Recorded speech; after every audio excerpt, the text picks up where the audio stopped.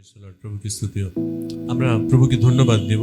আজকে এই বিশেষ বাক্যকে আমরা একটু দেখব, যে বাক্য আমাদের কি বুঝাতে চাইছে, এই বাক্য আমাকে কি শেখাতে চাইছে, এই বিষয়ে আজকে আমরা একটু দেখার চেষ্টা করব। এখানে বাক্য বলছে, হিন্দিতে আমি পড়ছি, ये प्रेम देश देश के लोगों से मिला जुला रहता है। ये प्रेम ऐसी चपाती ठहरा है जो उल्टी ना गई हो। ये प्रेम एक ऐसी रोटी के समान है जो कभी उल्टी नहीं गई। सो प्रथमे आमादेर मनेर प्रश्न आसबे, ए प्रेम बोलते आमरा की बुझी? कारा कारा ए प्रेमेर माने जानेन बा ए प्रेम बोलते की बुझेन? ए प्रेम माने के?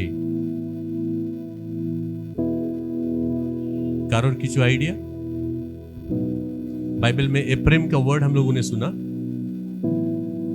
अवश्य, किंतु ए प्रेम कार नाम छिलो और कार नामेर द्वारा एकटा जातिर नाम कन्वर्ट हलो। आदि पुस्तक যদি আমরা 41 এর 51 যদি দেখি, ওইখানে বলা হচ্ছে যে ইউসুফের প্রথম সন্তান যখন হলো তার নাম মানস্যে বলে রাখা হলো, আর তার দ্বিতীয় সেকেন্ড যে ছেলে জন্ম হলো তার নাম এপ্রেম বলে রাখা হলো। কি বোঝা গেল?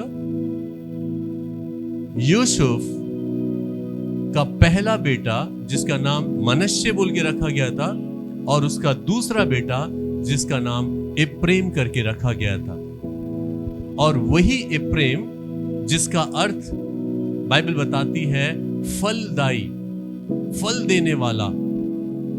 और यूसुफ जब काफी कठिन परिस्थिति में था, बहुत दुख और तकलीफों में जब था, उस समय परमेश्वर ने उस बेटे के जीवन के द्वारा उसके जीवन को फलवंत किया, उसे आशीषित किया, और इसलिए यूसुफ ने अपने बेटे का नाम क्या रखा?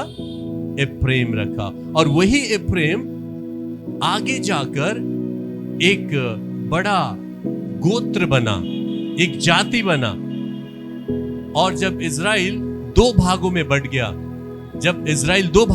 गया, तब ये एप्रेम काफी शक्तिशाली एक गोत्र के रूप में काम किया गया, और काफी शक्ति में, सामर्थ्य में ये बढ़ता हुआ चला गया।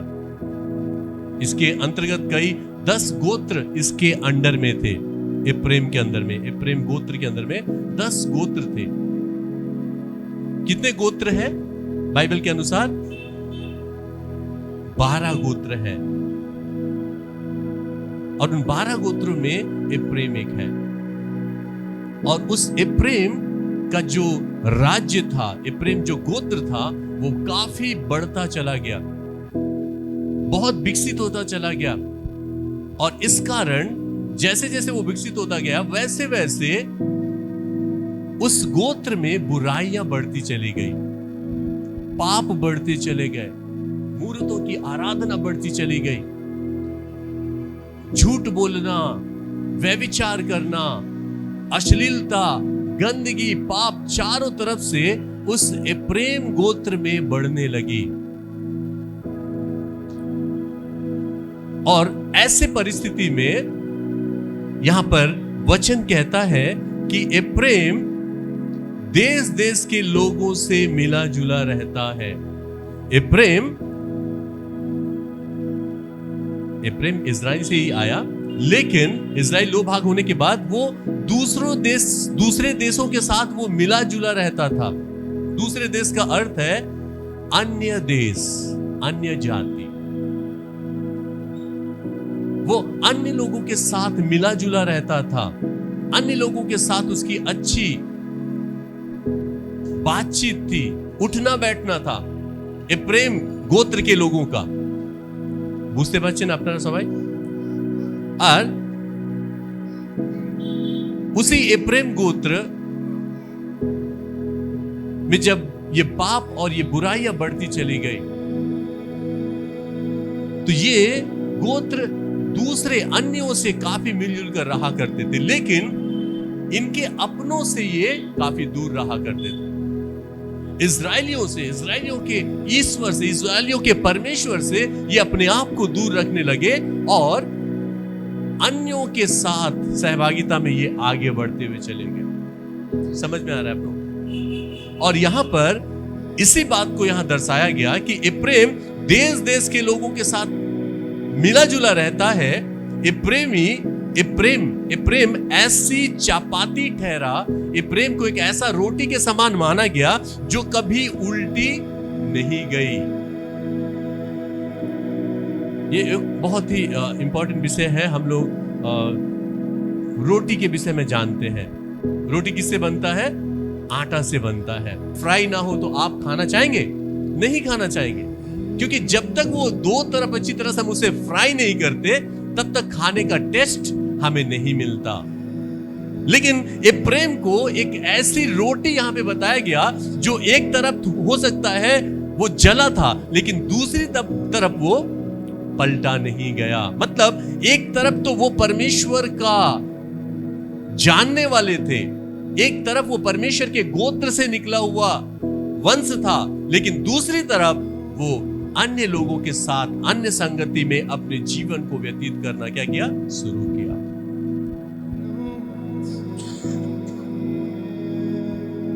प्रभु यीशु मसीह जो सर्वशक्तिशाली सर्वसामर्थी परमेश्वर है, वो हमारे और आपके जीवन को भी बहुत अद्भुत रीति से क्या करना चाहता है? क्या बोल सकते हैं? सेकना चाहता है। एक तरफ नहीं, दोनों तरफ।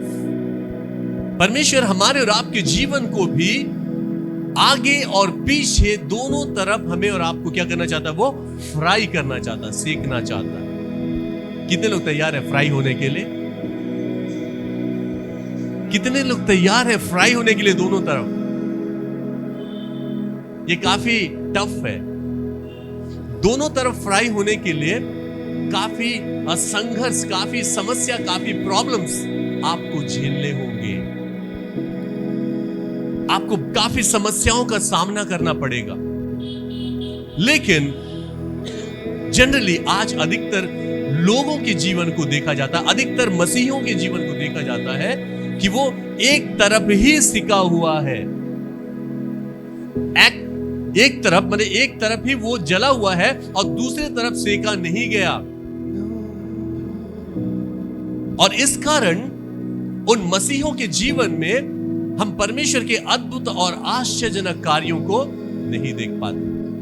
और बाइबल यहां हमें बताती है, परमेश्वर का वचन हमें ऐसा बताता है कि उस समय के लोग, ये प्रेमी लोग, परमेश्वर पर मन लगाना क्या कर दिए थे? छोड़ दिए थे। परमेश्वर को ढूंढना, उसके आगे घुटने में बैठना, प्रार्थना करना, दुआ करना, ये सारी चीजों को उन लोगों ने छोड़ दिया था और छोड़कर अपने मन को जगत और इस संसार की ओर उन लोगों ने लगा दिया था। और इस कारण परमेश्वर का आत्मा होशे जो परमेश्वर का दास था, उसके द्वारा इन बातों को बताया कि इप्रेम देश देश के लोगों के साथ मिला रहता है, अन्य लोगों के साथ मिला रहता है, लेकिन अपने लोगों के साथ, अपने परमेश्वर के साथ वो काफी दूर रहता है। और आज ठीक ऐसी ही परिस्थिति अधिक से अधिक मसीही भाई बहनों के जीवन में पाई जाती है। हम अन्य लोगों के साथ मिले जुले रहते हैं, अन्य लोगों के साथ मेरी अच्छी जान पहचान है, अच्छी बातचीत है, लेकिन परमेश्वर के साथ मेरा ऐसा कोई संपर्क नहीं है।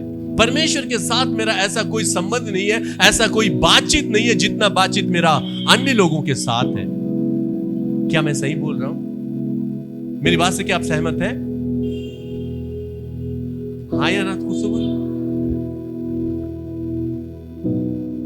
यहां वचन ऐसा कहता है, जकरिया की पत्री निकाले, उसका 7 अध्याय का 11 पद। जकरिया उसका 7 अध्याय का 11 पद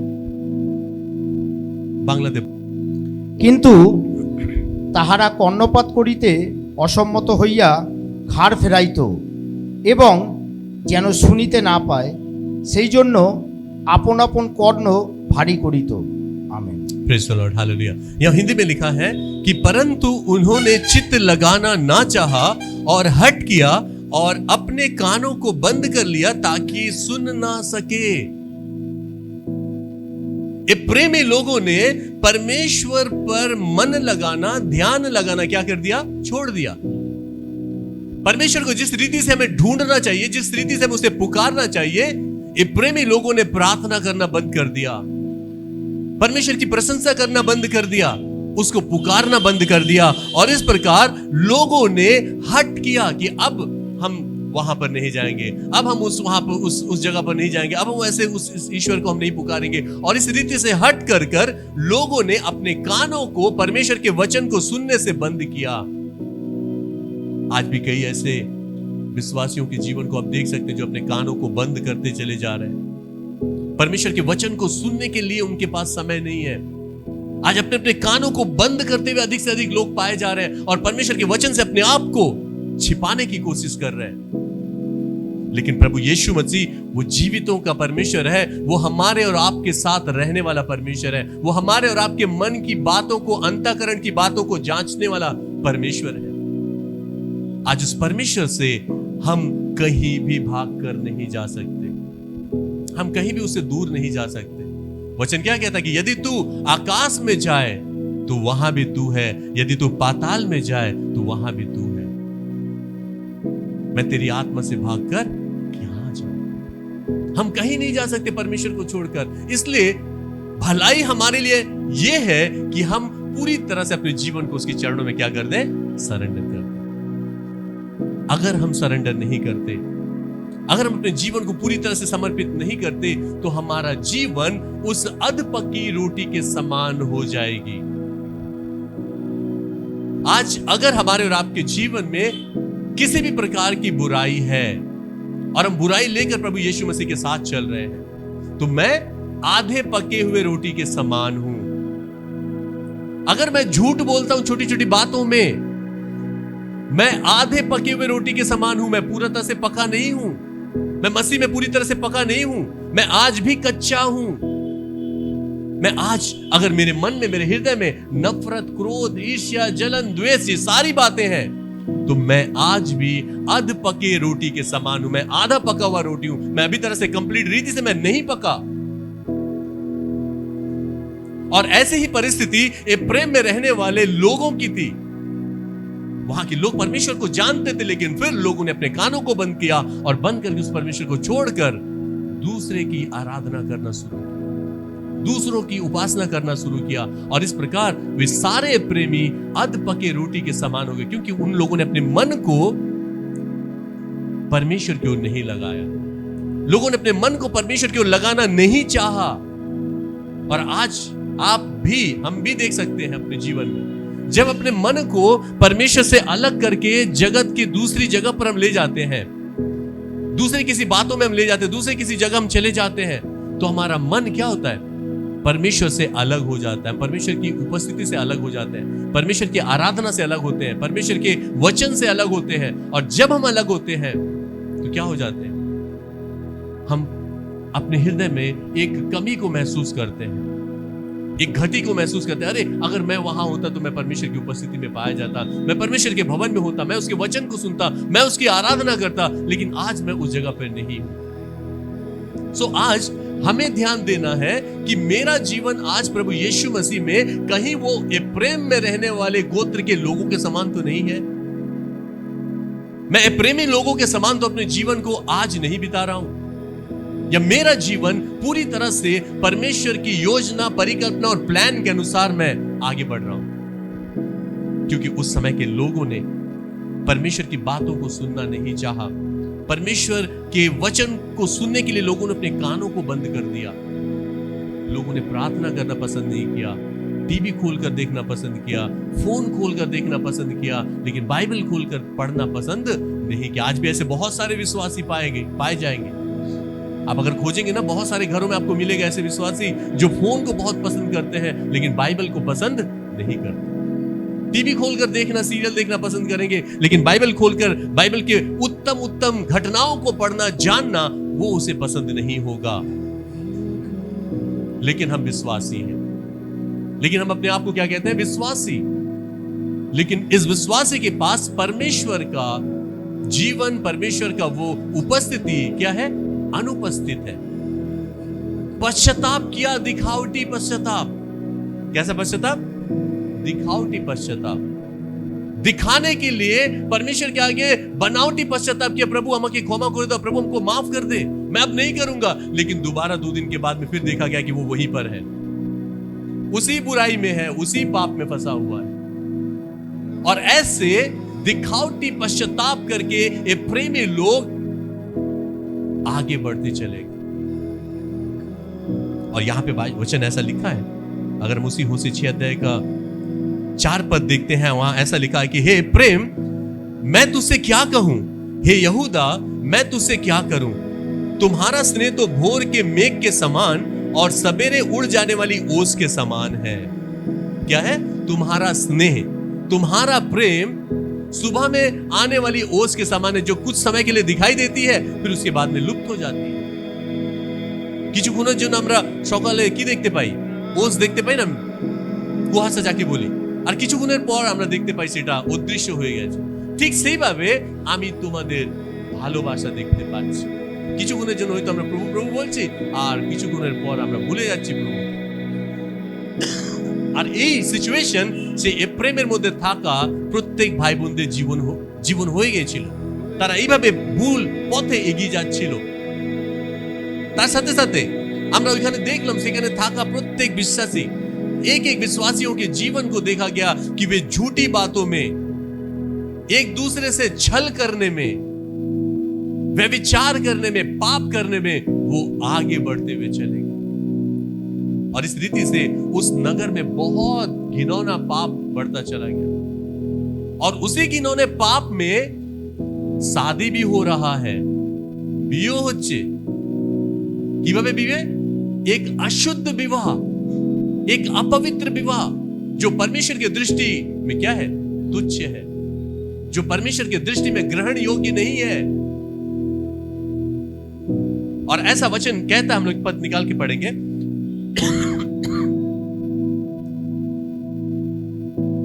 इज़रा की पत्री निकालेंगे, उसका 9 अध्याय का 12 पद। आमेन, प्रेज द लॉर्ड, प्रभु की स्तुति हो। और এইভাবে আমরা এখানে দেখতে পাচ্ছি, ऐसे हम लोग देख पा रहे हैं कि वहां पर लोग, जो प्रेमी लोग क्या करने लगे? अपने घर के बच्चों को, अपने घर के बेटे और बेटियों को अन्यों के हाथ में देना शुरू कर दिया, जो परमेश्वर की दृष्टि में क्या था? उचित नहीं था। और यहां पे वही बात लिखा है कि ना तो तू अपनी बेटियों को उनके बेटों को ब्याह देना, और ना उनकी बेटियों को अपने बेटों से विवाह कराना, और ना कभी उनका कुशल क्षेम चाहना, इसलिए कि तुम बलवान बनो और उस देश के अच्छे अच्छे पदार्थ खाने पाओ, और उससे ऐसा छोड़ जाओ कि वह तुम्हारे वश के अधिकार में सदैव बना रहे। प्रेमी लोगों ने परमेश्वर के आदेशों का उल्लंघन किया। परमेश्वर के आदेशों का उल्लंघन करके लोगों ने क्या किया? अन्यों के हाथ में अपने बच्चों को सौंप दिया, अन्य जातियों के हाथ में विवाह करवा दिया। और इस प्रकार ये एक अशुद्ध विवाह परमेश्वर की दृष्टि में मानी गई। और ऐसे पाप में ये प्रेमी लोग आगे बढ़ते हुए चले गए।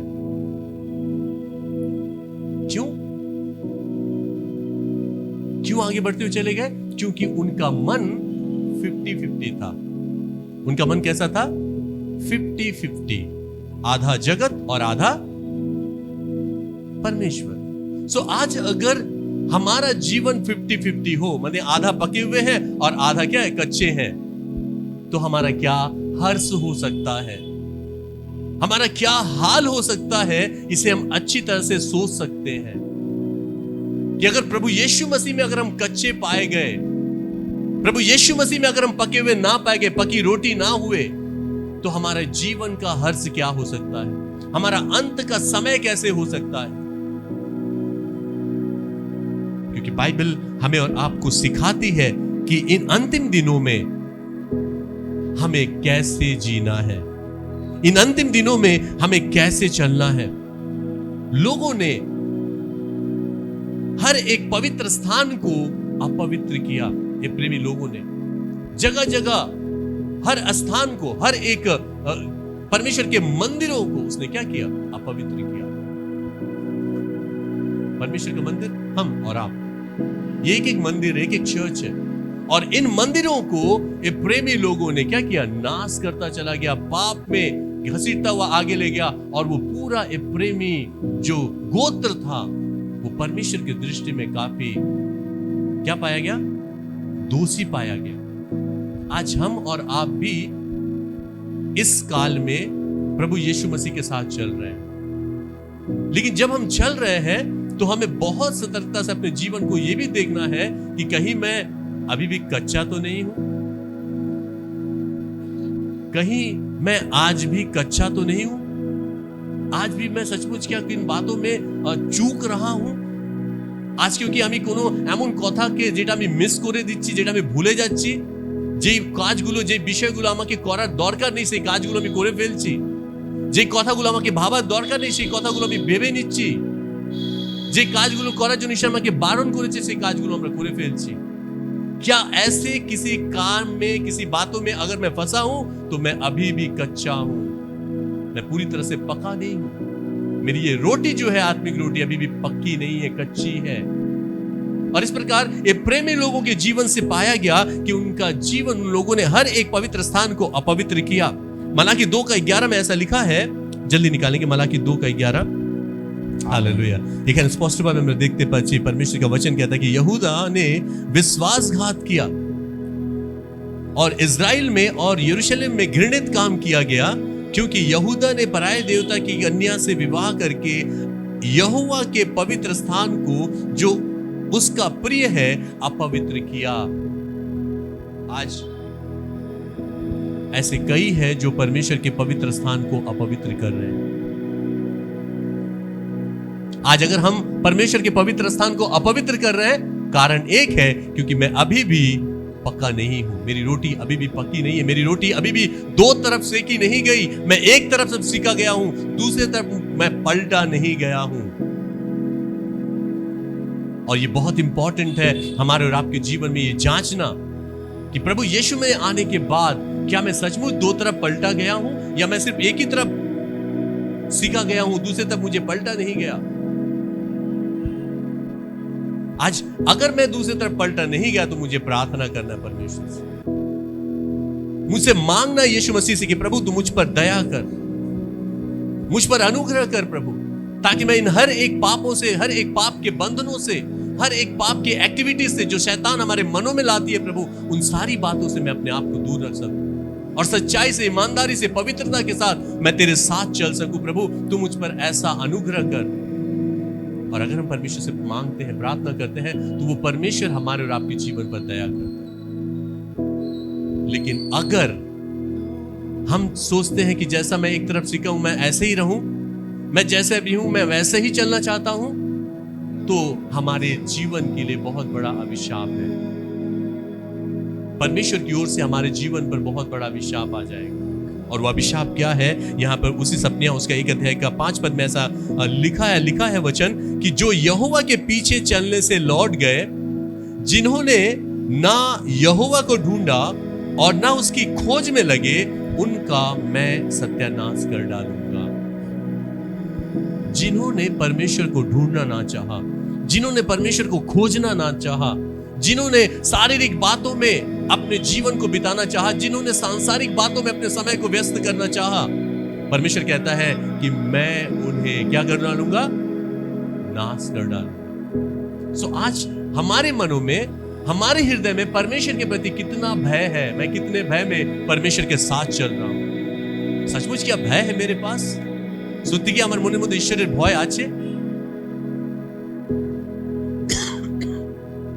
আজকে আপনাদের আমাদের সত্যি প্রভু অনেক ভালোবাসেন, আর তিনি আমাদের আপনাদের জীবনকে এই প্রেমী গোত্রের মধ্যে থাকা লোকের মতন দেখতে চান না।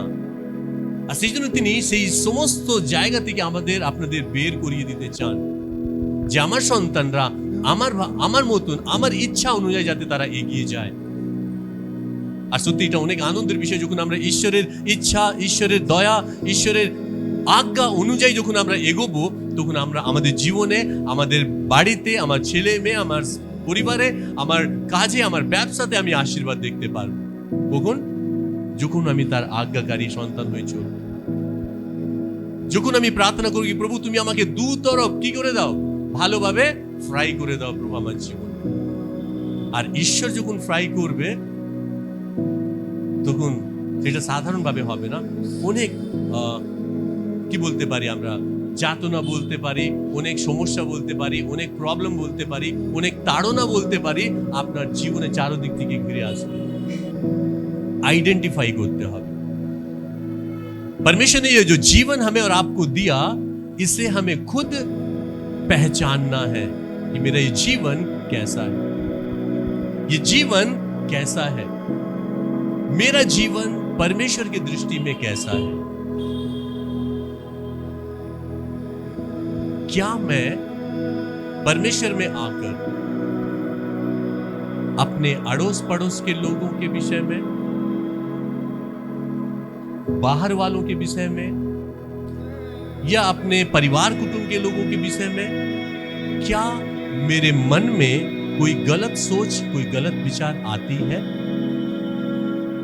पहला आपको यह जांचना है, क्या मेरे मन में मेरे घर के लोगों के विषय में, मेरे परिवार के लोगों के विषय में, मेरे अड़ोस पड़ोस के लोगों के विषय में, मेरे चर्च के लोगों के विषय में, क्या मेरे मन में कोई गलत सोच, कोई गलत बातें आती है? अगर आती है तो वहां पर आप हैं। वहां पर कौन है? आप हैं। अगर आती है तो क्यों आती है? प्रश्न।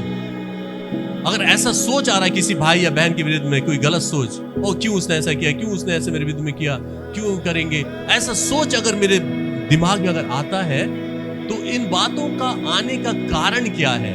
क्यों ऐसी बातें मेरे मन में आ रही, क्यों गलत सोच, गलत विचार मेरे मनों में आ रही है? इन बातों के आने का कारण जानते हैं क्या है? भय। भय का पाया जाना। आपके हृदय में एक डर है, एक भय है, और उस भय के कारण आपके मन में एक नेगेटिविटी क्रिएट होती है, एक नकारात्मक सोच शैतान क्या करता है? लेकर आता है। एक भय आपके मनों में दिया जाता है। लेकिन हमें ध्यान देना है कुछ बातों को। अगर आप में भय है, अगर आप में भय है तो आप वहां पर हैं। कौन है? आप वहां पर हैं। अगर आप में भय है किसी बात का, आप में भय है किसी चीज का, तो वहां पर आप हैं।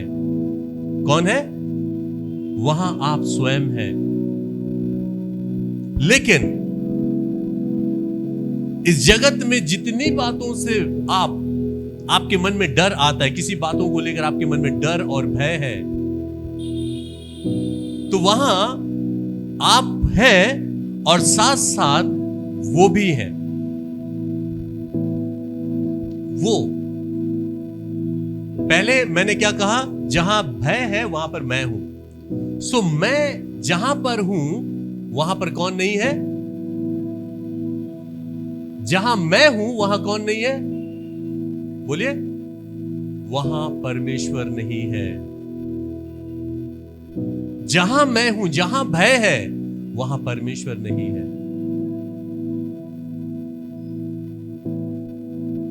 आपको समझ में आ रहा है? लेकिन जहां परमेश्वर है वहां कोई नेगेटिविटी नहीं है, वहां कोई निंदा नहीं है, वहां कोई बुराई नहीं है, वहां कोई पाप नहीं है। क्यों? क्योंकि वहां परमेश्वर है। लेकिन परमेश्वर के एब्सेंस में अगर आप वहां हैं, परमेश्वर के एब्सेंस में अगर आप वहां प्रेजेंट है, तो आप में भय पाया जाएगा किसी बात का। आप में भय आएगा किसी बात को लेकर। आप सोचेंगे कि अगर ये हो जाएगा तो वो हो जाएगा, ये करेंगे तो वो आगे चल जाएगा, ये करेंगे तो वो पीछे हो जाएगा। ऐसा एक भय, नकारात्मक भय आपको क्या करेगा? बार बार हिट करता रहेगा। और जब आप रहेंगे आपके हर एक विषय में भय में, तो वहां परमेश्वर नहीं रहेगा। लेकिन अगर जहां परमेश्वर है, मतलब परमेश्वर का आत्मा है, परमेश्वर का आत्मा अगर काम कर रहा है, तब वहां आप देखेंगे वहां आपके मन में किसी प्रकार का कोई भय नहीं पाया जाएगा। वहां एक शांति को आप महसूस करेंगे, वहां एक छुटकारा को, एक आजादी को आप अपने जीवन में महसूस करेंगे। भय आपको देखकर भागेगी, लेकिन भय से आप भयभीत नहीं होंगे। क्यों? क्योंकि जिसने सारे सृष्टि को बनाया, जिसने सारे जहां को बनाया, उसका उत्तम और श्रेष्ठ आत्मा हमारे और आपके अंदर में वास करता है। इसलिए आज हमें अपने जीवन को बहुत अच्छी तरह से परखना है, जांचना है कि मेरे अंदर में क्या मैं हूं या परमेश्वर। मैं ही करते हुए चला जा रहा हूं। आमी आमी आमी आमी आमी এটা আমার, আমি এটা করব, আমি এটা করব, আমি এখানে যাব, আমি এটা করব। আমি আমি আমি আমি যদি আছি, তাহলে ঈশ্বর থাকবে না আপনার সাথে, আমার সাথে কোনোদিন। আমি যখনই আপনি সরিয়ে দেবেন, आमी मैं जब ही आप अपने आप से अलग करेंगे, तब परमेश्वर का आत्मा काम करेगा। आमेन। लेकिन जब तक आप मैं लेकर चलते रहेंगे, आप परमेश्वर को कभी नहीं जान पाएंगे। आप हजारों बार कोशिश कीजिए, आप बार बार फेल होंगे, आप परमेश्वर को कभी जान नहीं पाएंगे। और ये बिल्कुल ट्रू है, सत्य है, आप आजमा के देखिए। और जिस परमेश्वर का हम और आप आराधना करते हैं, वो आत्मा है। हम आत्मा को काम करने नहीं देते, हम खुद काम करना शुरू कर देते हैं। पवित्र आत्मा को मौका हम नहीं देते, हम खुद आगे चले जाते हैं। पवित्र आत्मा से पूछते नहीं, प्रभु मैं क्या करूं, मुझे बता, लेकिन मैं खुद सब कुछ कर लेता हूं। तो कैसे आप परमेश्वर की उपस्थिति को महसूस करेंगे? कैसे उस परमेश्वर के स्वभाव को आप देख पाएंगे, उसके स्वर को आप सुन पाएंगे?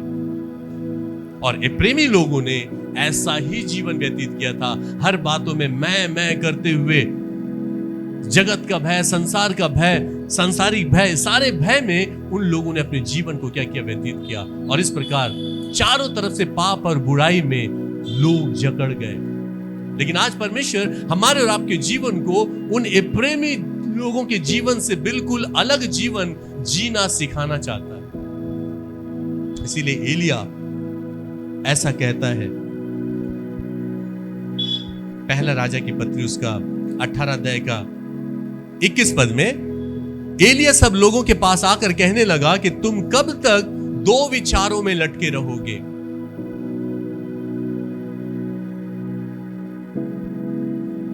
एक बार पढ़ेंगे बांग्ला और हिंदी में।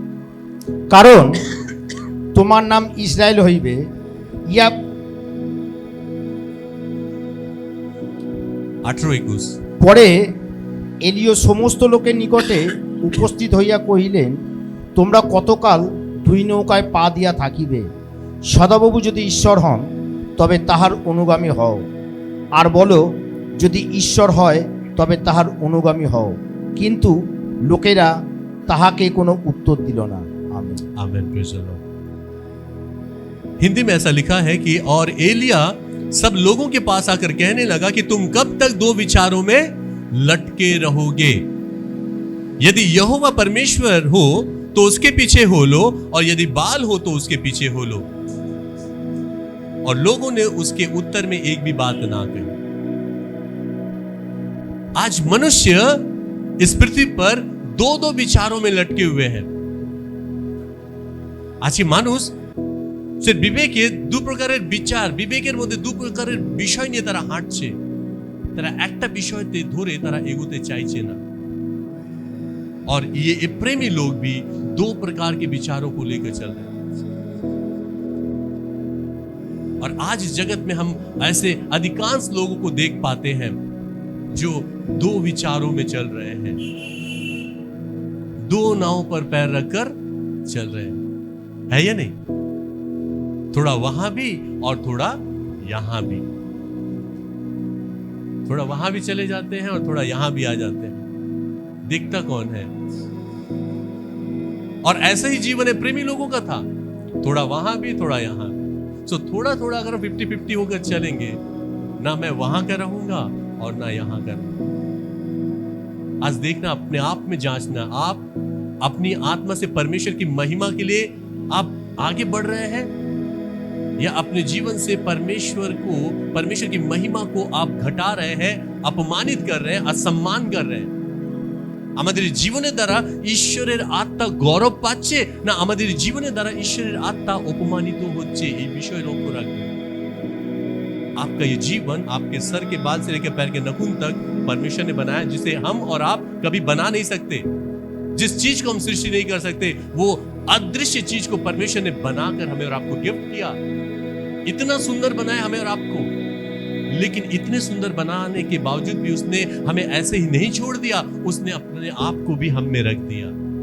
उसने अपने आप को, अपनी उत्तम आत्मा को हमारे अंदर, आपके अंदर में रख दिया, ताकि मेरे बच्चे कभी भी किसी भी विषय में, किसी भी परिस्थिति में ये डर ना जाए, ये भयभीत ना हो जाए, ये खराब परिस्थिति को देखकर इनका मन डर ना जाए। इसलिए उसने कहा तू मत डर, क्योंकि मैं तेरे साथ हूं।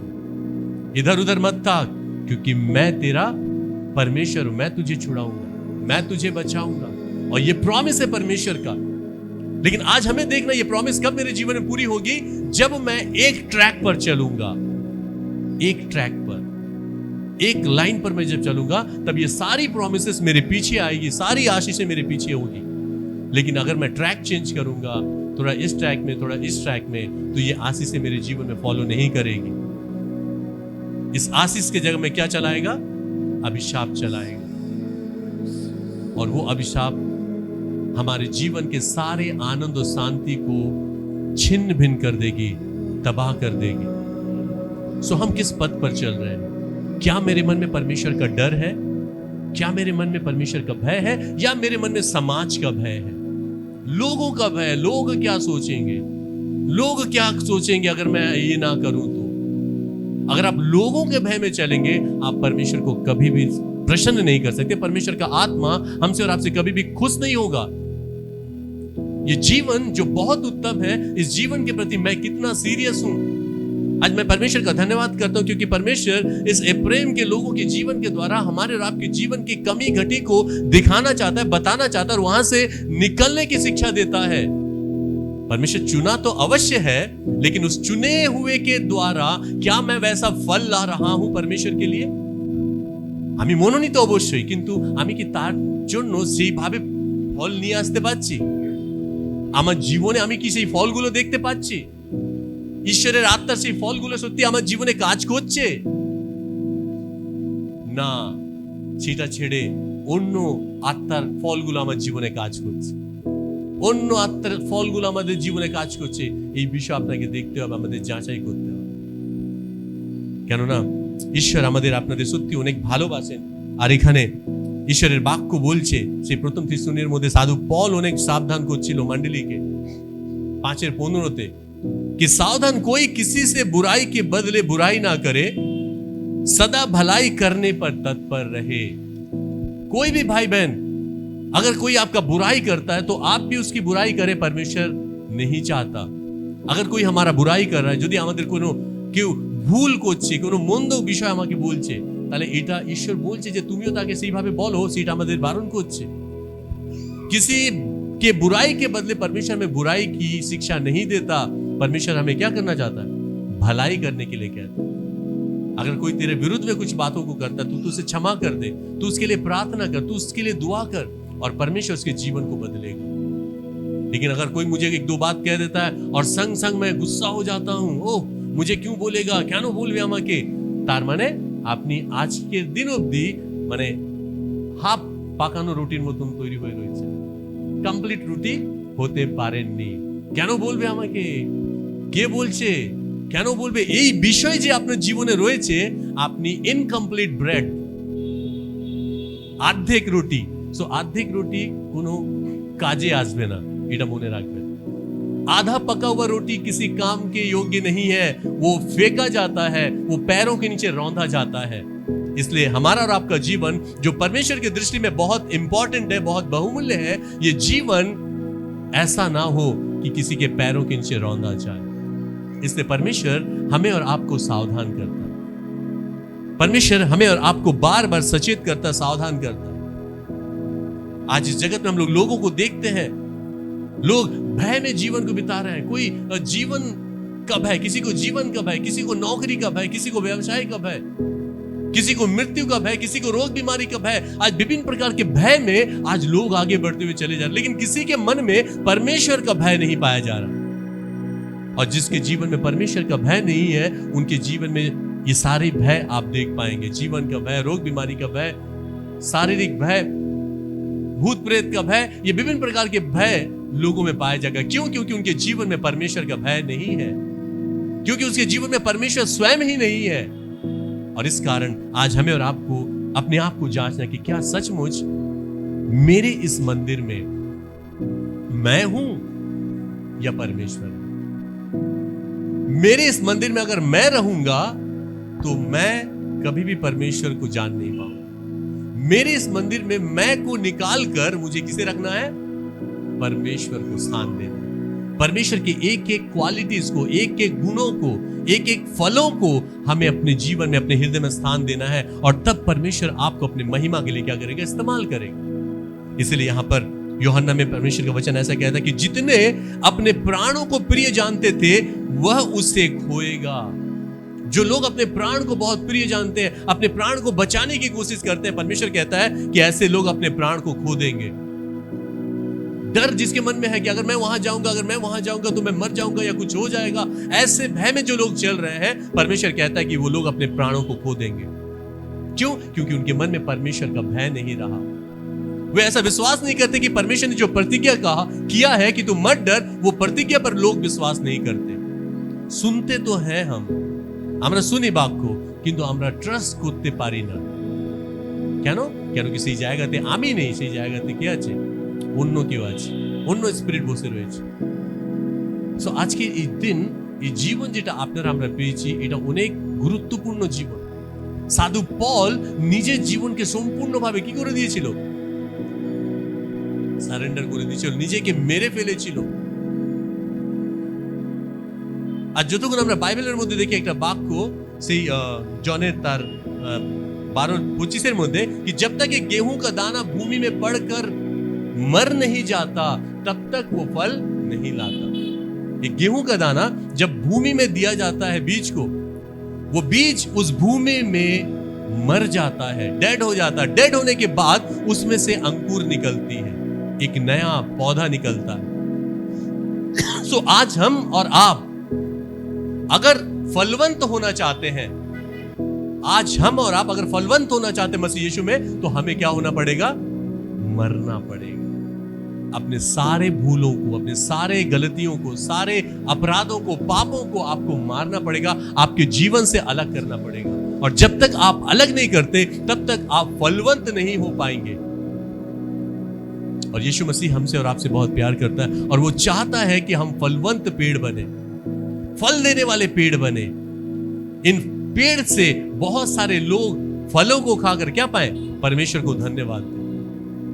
आप अपने घर के पास अगर ऐसा एक पेड़ लगाए, गांच लगाए, और उस गांच में एक आशा लेकर आपने पेड़ को लगाया कि इस पेड़ से फल होगा, लेकिन उस पेड़ में अगर फल ना हो तो आप क्या करेंगे? काफी दुखित होंगे। आप कुछ दिनों तक उस पेड़ को रखेंगे, लेकिन कुछ दिनों के बाद उस पेड़ को काट कर हटा देंगे। क्यों? क्योंकि उसमें कोई फल ही नहीं होता। आज परमेश्वर भी हमसे और आपसे कहता है कि जिस पेड़ में फल नहीं होगा, जिस शाखा में फल नहीं होगा, परमेश्वर उस पेड़ को जड़ के साथ काट कर क्या करेगा? अलग कर देगा। हमारे और आपके जीवन में परमेश्वर के बार बार चेतावनी देने के बावजूद भी, बार बार सिखाने के बावजूद भी, अगर हम उसके वचन के अनुसार चलने की कोशिश ना करें और हमारे जीवन में फल ना निकले, तो एक समय आएगा कि वो हमें पूरी तरह से काट कर अलग कर देगा। और उस समय हम रोएंगे, गिड़गिड़ाएंगे, क्षमा मांगेंगे, कुछ भी काम में नहीं आएगा। इसलिए हर एक दिन जो हमें और आपको दिया जाता है, প্রত্যেকটা দিন যেটা আপনি আমরা পাচ্ছি, এটা ঈশ্বরের দয়া আর তার অনুগ্রহ। আর এই দয়া আর অনুগ্রহের টাইমের পিরিয়ডের মধ্যে যদি আমরা নিজের জীবনকে ভালো করে নিতে পারছি, শুধরাতে পারছি, চেঞ্জ হয়ে যেতে পারছি, তাহলে আমরা স্বর্গীয় ঈশ্বরের আশীর্বাদ পাবো। কিন্তু যদি আমরা ढीठ হয়ে থাকবো, हटी होकर अगर हम रहेंगे, तो हमें कोई भी बदल नहीं सकता, इवन परमेश्वर भी बदल नहीं पाएगा। लेकिन हमें अपने आप को बदलने के लिए दीन होना पड़ेगा, नम्र होना पड़ेगा, अपने आप को छोटा होना पड़ेगा। प्रभु तू मुझे बदल, और हर एक बातों से अपने आप को अलग करना पड़ेगा। और जब अपने आप को अलग करते हैं, तब परमेश्वर का आत्मा हमारे जीवन पर छाया करता है और वो हमें अपनी आत्मा के द्वारा आगे लेकर चलता है। हालेलुया। सो मैं प्रभु यीशु मसीह का धन्यवाद देता हूं आज के इस दिन के लिए। प्रभु का एक अंतिम वचन हम लोग पढ़ेंगे। कहूं अब मैं जीवित ना रहा पर मसीह मुझ में जीवित है। आमेन। पर मसीह मुझ में जीवित है। আজকে আমাদের দেখতে হবে সত্যি কি আমাদের জীবনে আমার এই শরীরে কে জীবিত আছে? कौन जीवित है? परमेश्वर या कोई और? আমার এই জীবনে এই শরীরে কে জীবিত রয়েছে? ঈশ্বরের আত্মা না কোনো অন্য আত্মা? কে আমাকে প্রত্যেক দিন নিয়ে চলছে? কে আমাকে তার পথে এগিয়ে নিয়ে যাচ্ছে? ঈশ্বরের আত্মা না কোনো অন্য আত্মা? কেননা ঈশ্বর आत्मा যাচাই করার आत्माও दान করেন। परमेश्वर आत्माओं को परखने की आत्मा भी दान करता है। अगर आप मांगे कि परमेश्वर मुझे हर एक आत्माओं को परखने की आत्मा दे, आपको देगा। आप एक भाई बहनों से जब बातें करेंगे, देखेंगे, आपको परमेश्वर का आत्मा बताएगा कि कौन कौन परमेश्वर के आत्मा के द्वारा चल रहा है और कौन कौन परमेश्वर के आत्मा के द्वारा नहीं चल रहा। और पौल ने अपने जीवन को ऐसा ही बिताया और उसने अपने आप को पूरी तरह से समर्पित किया यीशु में, और उसने अपने आप को क्या साबित किया? डेड।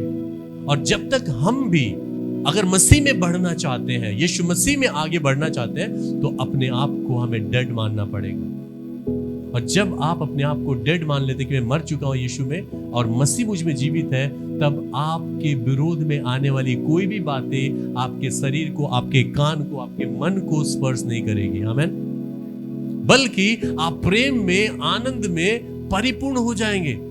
आप किसी भी बातों को सुनकर, किसी भी बुराई को सुनकर आप दुखित नहीं होंगे, बल्कि आप आनंद हो जाएंगे, आनंदित होंगे और उन लोगों के लिए प्रार्थना करेंगे। ये है परमेश्वर की आत्मा का गुण। लेकिन अगर आपके अंदर परमेश्वर का आत्मा नहीं है, जैसे ही आपके विरुद्ध में किसी ने कुछ कहा, आप सुनने के साथ साथ क्या होगा? एक नकारात्मक आत्मा जो आपके अंदर में है, वो आपको काम करेगा। वो आपको स्थिर से बैठने नहीं देगा। वो आपके मन में चंचलता लाएगा। वो आपको कुछ बोलने के लिए, कुछ करने के लिए आपको उस्काएगा। सो आपको देखना है, आपको जांचना है कि आपके जीवन में कौन सा आत्मा आपको आगे ले जा रहा है। सच्चाई का आत्मा, सत्य का आत्मा, या असत्य का आत्मा, झूठ का आत्मा आपको आगे लेके जा रहा है। आपको जांचना खुद अपने आप।